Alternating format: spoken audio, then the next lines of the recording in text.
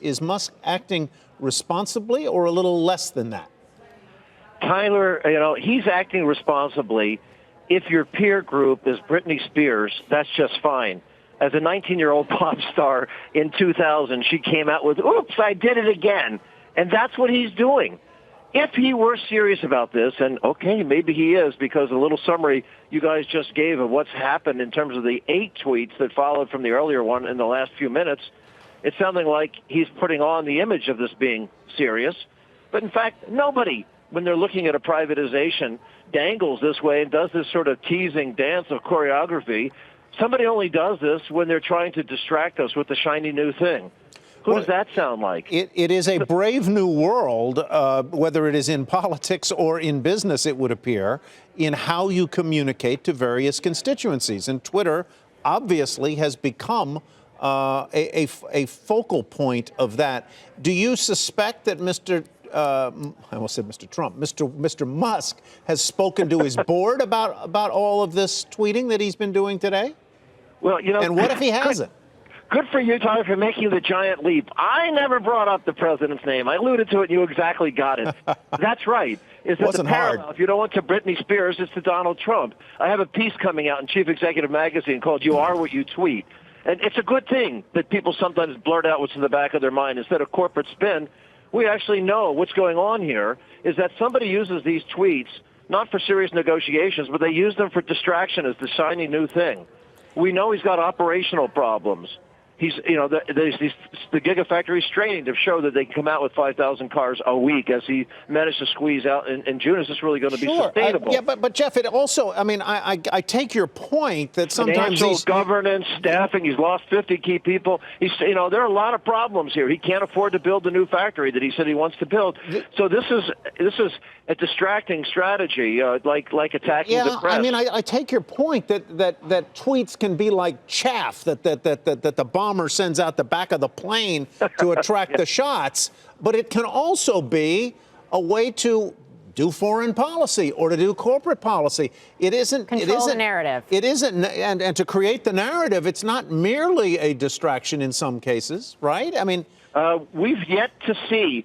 You name your foreign policy deal. Did we actually come out with a new agreement with Iran? Did we actually stop the nuclear missile building in North Korea? Is that maybe this all will work out and there'll be some methods of such madness.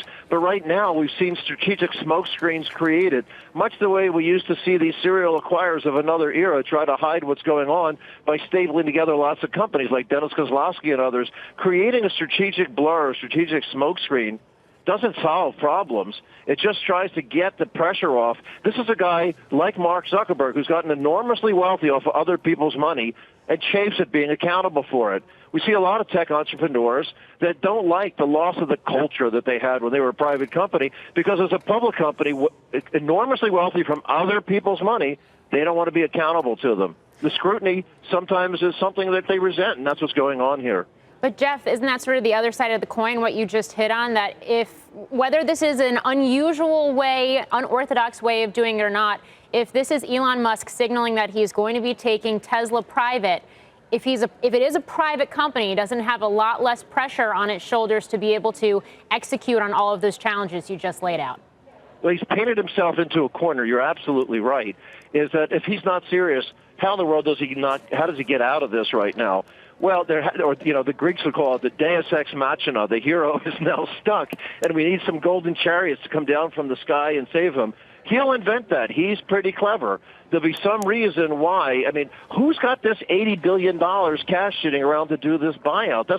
Or some would say it's about 70. I think it's a little bit closer to 80. The Journal says it's 70.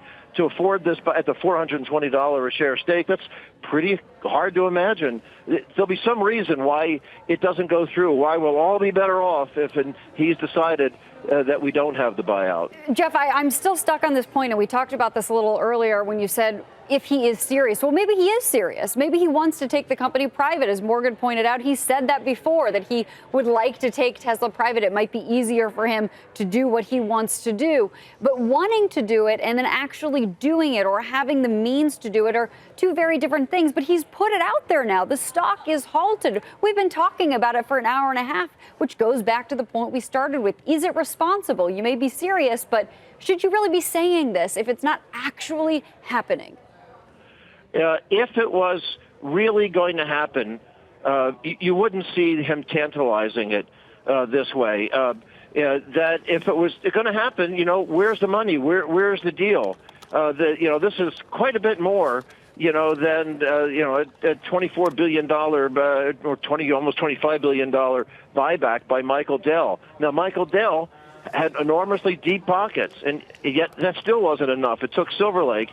And even at that, it was a strain to make it happen. Dell's privatization was impressive, but for this thing to be, 4 times that, it's really hard to see. And that was, of course, not somebody who was playing games, dangling this as with tweets. Michael Dell was very serious and was trying to shop that everywhere before he ultimately put the deal together himself. Carl Icahn was at the table, but basically it was going to be a heavily leveraged deal, not very much cash there, and he's going to splinter the company to pay down the debt. So Michael Dell tried to take it to Blackstone, tried to take it everywhere. People looked at it, and ultimately he had the best deal. But, $25 billion is a lot less than 80.